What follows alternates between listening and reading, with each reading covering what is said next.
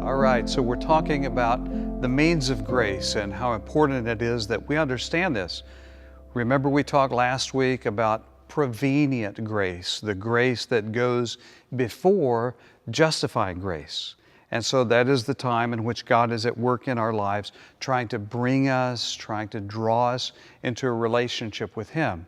And when that happens, then there's different terms that can be used to describe that process.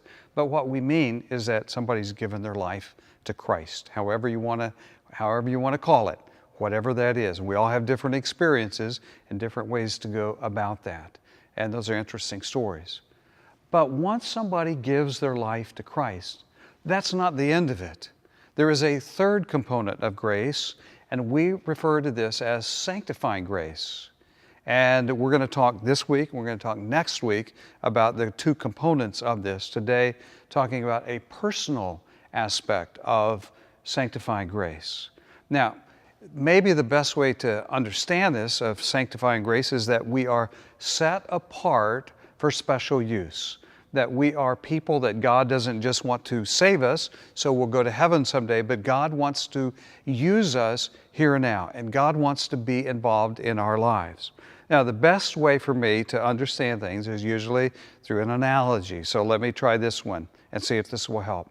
So when Dana and I began to date, I was actually her intramural football coach at Oral Roberts University and made her into the quarterback so we could go over the plays off the field. The dispute is whether she was the best athlete. She says yes. I say she had the most off the field potential.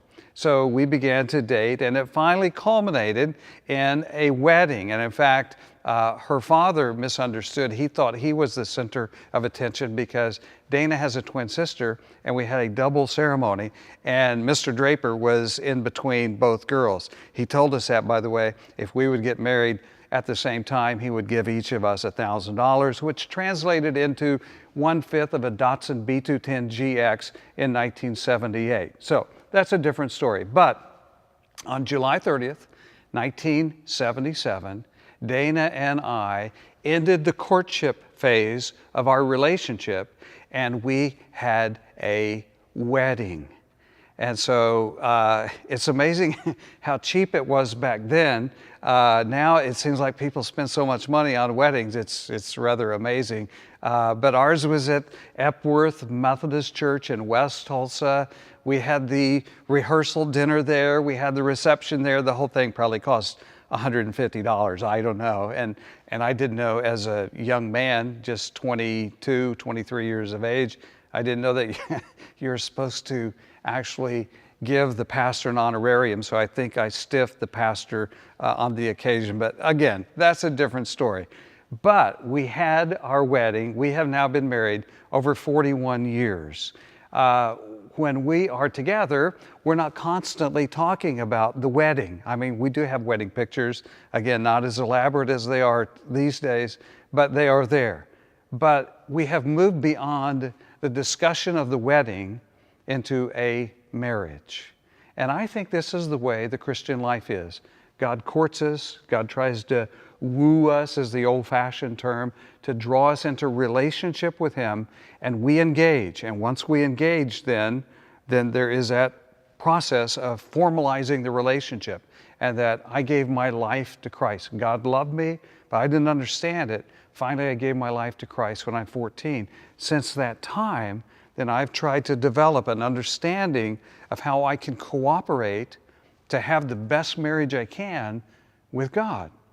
And so there's certain things that I can do and certain traditions that I can form, certain habits, certain ways of being automated, certain things that will enhance my relationship with Christ and certain things that will diminish them.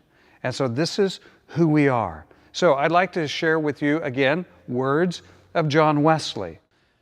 The neglect of prayer is the grand hindrance to holiness.